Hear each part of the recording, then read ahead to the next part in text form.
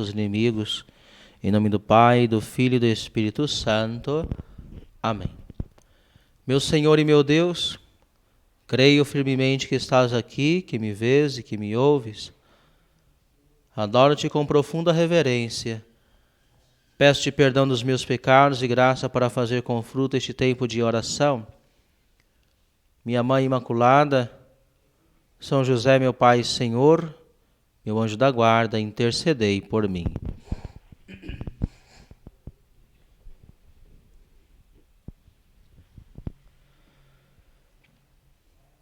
É muito importante, irmãos e irmãs, sempre entendermos que para nos encontrarmos com Jesus Cristo, é preciso encontrá-lo na sua igreja.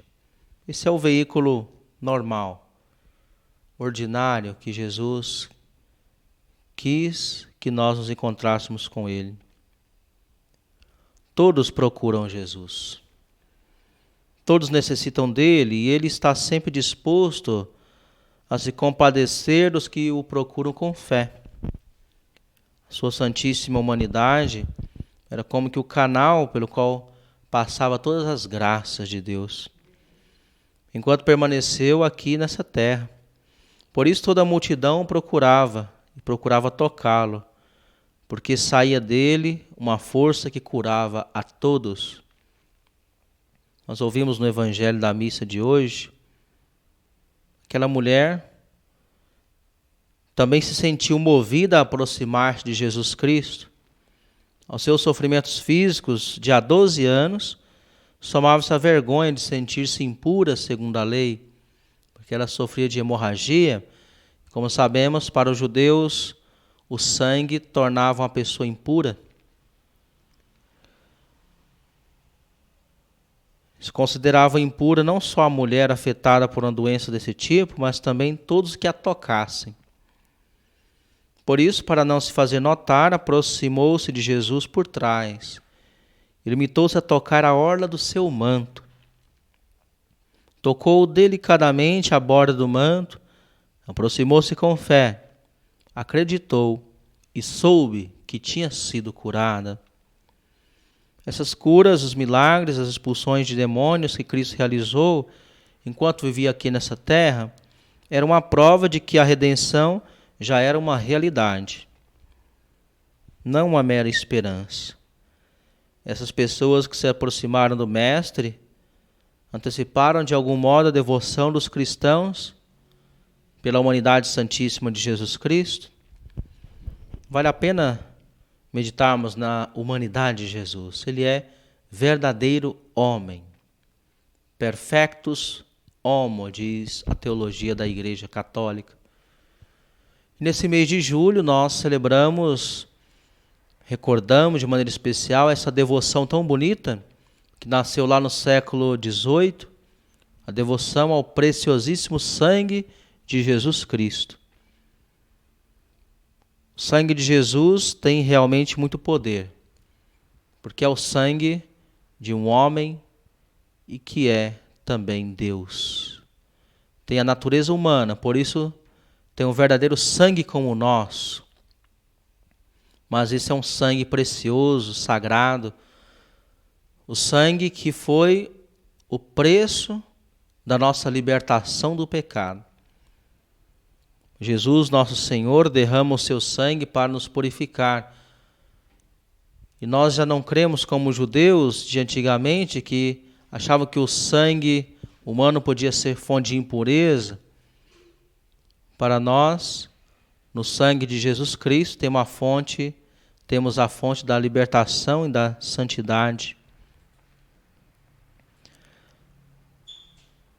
Quando estava prestes a partir para o céu, para junto do Pai, sabendo que sempre precisaríamos dele, o Senhor preparou os meios para que, em qualquer época, em qualquer lugar dessa terra, pudéssemos receber as infinitas riquezas do seu preciosíssimo sangue. Ele fundou a sua santa igreja. A igreja que é algo bem visível, bem localizável. Procuramos nela o mesmo que as pessoas procuram no Filho de Maria. Estar com a igreja é estar com Jesus Cristo. Unir-se a esse redil é unir-se a Jesus, que é o pastor desse redil. Pertencer a essa sociedade é ser membro do seu corpo. Somente nela encontraremos Jesus Cristo, o próprio Cristo, aquele que o povo eleito esperava. E o fazemos assim porque, por vontade do Senhor, Ele poderia perpetuar a sua presença no meio de nós de muitas maneiras. Ele é Deus, Ele pode fazer o que quiser. Depois da sua morte na cruz, depois da sua sepultura, da sua ressurreição, Jesus poderia ter criado qualquer forma para estar conosco, mas Ele escolheu uma forma concreta. Escolheu fundar a Santa Igreja, a Igreja Católica, pela qual Ele se perpetua no meio de nós através dos sacramentos, através da sua presença na palavra proclamada na igreja, especialmente na Santa Missa. Ele se perpetua na pessoa de cada cristão que vive na graça de Deus e vive como um bom seguidor de Jesus. Especialmente se perpetua na pessoa dos santos e das santas. Hoje nós recordamos Santa Maria Gorete, uma mocinha de 12 anos, que foi presença viva de Jesus Cristo, imitou ao seu Senhor, sangrando até a morte, para defender a verdade, para defender a santidade. É na igreja que nós encontramos a Cristo. Essa igreja que os padres, já desde o princípio da igreja, já no século II, a chamavam de católica. A Igreja Católica existe desde a sua fundação em Cristo e ela perpassa os séculos, sendo formada por homens e por mulheres, alguns muito santos, outros nem tanto, e outros ainda grandes pecadores, sim. Mas nem por isso ela deixa de ser a Santa Igreja de Cristo. Santa pelo seu fundador, santa porque dá glória a Deus Pai que é santo, santa no Espírito Santo que a vivifica, o Espírito Santo que é a alma da igreja. Aqueles que pretendem ir a Jesus Cristo, deixando de lado a sua igreja, ou até maltratando-a, poderiam um dia ter a mesma surpresa que colheu São Paulo no caminho de Damasco. Eu sou Jesus a quem tu persegues, disse Jesus Cristo. Ele não diz, ressalta São Beda, por que persegues os meus membros, mas porque me persegues. Porque ele ainda padece afrontas no seu corpo, que é a igreja. É assim. Estar na igreja significa estar identificado com Jesus, e o próprio Jesus Cristo se identifica com a sua igreja, como nós vemos nessa passagem que está na própria Bíblia, Atos dos Apóstolos. Jesus diz a Paulo de Tarso, no caminho de Damasco, eu sou Jesus a quem tu persegues. Paulo não estava perseguindo Jesus, Jesus estava na glória, estava perseguindo os cristãos, mas ao perseguir cristãos, estava perseguindo Jesus. Por isso a igreja venera os mártires, porque são pessoas que deram a sua vida para confessar o nome de Cristo e da igreja. Eles se identificam com Jesus e Jesus com eles. Por isso eles são exemplo para nós. Não é possível amar, seguir ou escutar Jesus Cristo sem amar, seguir e escutar a Santa Igreja. Porque ela é a presença simultaneamente sacramental e misteriosa de Jesus Cristo, que assim prolonga a sua missão salvífica no mundo até o final dos tempos. Ninguém pode dizer que ama a Deus se não escolhe o caminho, Jesus, estabelecido pelo próprio Deus. Este é o meu Filho amado, escutai-o. Nós ouvimos essa passagem da Escritura, no qual Deus Pai se pronuncia ali com a sua palavra e se identifica com seu Filho. Este é o meu Filho amado, escutai-o. É uma ordem de Deus para nós, escutar Jesus. E é ilógica a pretensão de sermos amigos de Cristo, desprezando as suas palavras e os seus desejos.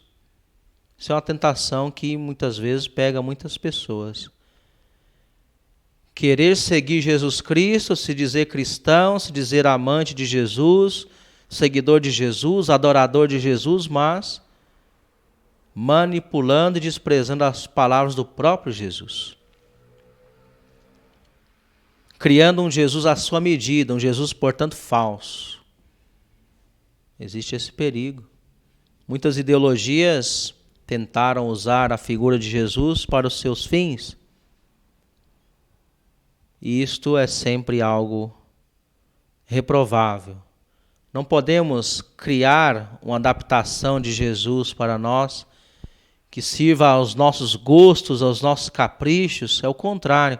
A conversão significa mudar de caminho, mudar o nosso caminho para nos identificar com o caminho de Jesus. Não fazer Jesus, forçar Jesus a caminhar igual a gente quer caminhar. Hoje em dia se espalham muitas seitas pelo mundo afora que usam o nome de Jesus Cristo e cada uma prega uma coisa diferente. Cada uma quer justificar os seus gostos. Mas isso é buscar uma religiosidade falsa. Temos que ouvir o Evangelho, ler o Evangelho, ouvir e ler as palavras de Jesus e segui-lo aí. E quando nós lemos a Jesus no Evangelho, percebemos que ele fundou uma igreja e quis que nós permanecêssemos nela e a confiou a 12 apóstolos, homens com defeitos e com qualidades, como qualquer outro. E entre eles havia inclusive um que era um traidor, Judas Iscariotes. E nem por isso Jesus deixou de escolhê-lo. Nós sabemos que é por meio dos sacramentos, os méritos infinitos que Cristo nos conquistou chegam aos homens em todas as épocas e são firme esperança de vida eterna. Na Sagrada Eucaristia, que Cristo mandou a igreja celebrar, renovamos a sua oblação, o seu sacrifício na cruz. Isto é o meu corpo que será entregue por vós. Fazei isto em memória de mim. São palavras de Jesus na última ceia, que todos os sacerdotes repetem em cada missa que celebram, emprestando a sua voz para que Cristo renove o seu sacrifício. E só a Sagrada Eucaristia nos garante essa vida, que ele conquistou para nós. Se alguém comer deste pão, viverá eternamente, e o pão que eu darei é a minha carne para a vida do mundo. São palavras de Jesus no Evangelho de João, como nós sabemos. No discurso, o famoso discurso do pão da vida, né? A condição para participarmos do sacrifício e banquete eucarístico reside em outro dos sacramentos que Cristo conferiu à sua igreja, que é o batismo. E depois, ensinai a todos os povos, batizando-os em nome do Pai, do Filho e do Espírito Santo. Disse Jesus lá no Evangelho de Mateus, nos últimos versículos deste livro. O que crer e for batizado será salvo. E se os nossos pecados nos afastaram de Deus, a igreja também é o meio para recuperarmos a condição de membros vivos de Jesus.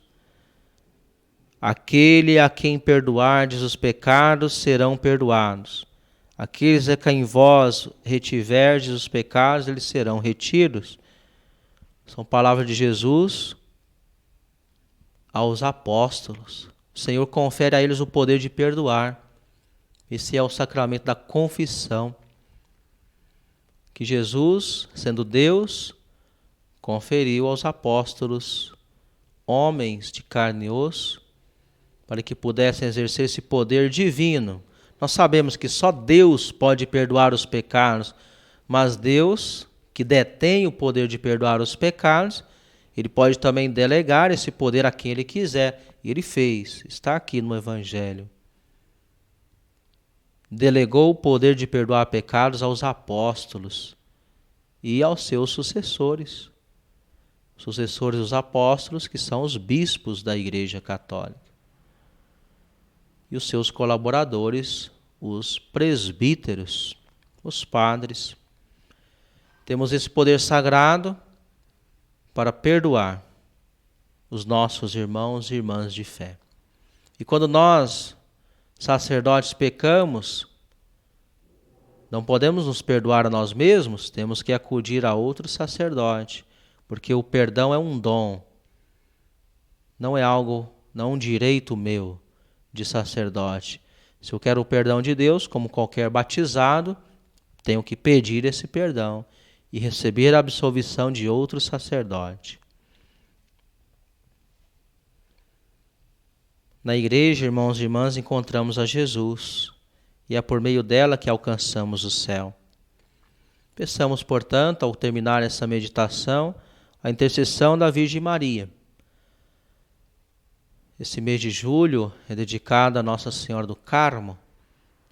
Aqui na nossa paróquia, Nossa Senhora da Abadia, temos a comunidade, a capela Nossa Senhora do Carmo, e vamos celebrar a sua novena, que começa no próximo dia 8 e se estenderá até o dia 16, dia da festa litúrgica de Nossa Senhora do Carmo. Vamos ter o encerramento da novena e a celebração dessa festa. Vamos pedir a intercessão de Nossa Senhora do Carmo, Mãe de Deus e Mãe Nossa, que ela nos ajude a viver sempre na igreja, buscando através dessa instituição fundada pelo seu Filho, a graça dos sacramentos, para um dia então merecermos entrar no céu.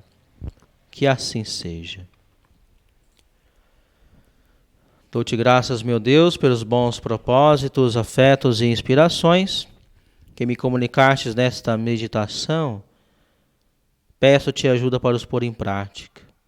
Minha Mãe Imaculada, São José, meu Pai e Senhor, meu anjo da guarda, intercedei por mim. Então, boa noite a todos. Agradecemos a presença de todos vocês que nos acompanham. Que Deus possa abençoar a cada um de nós.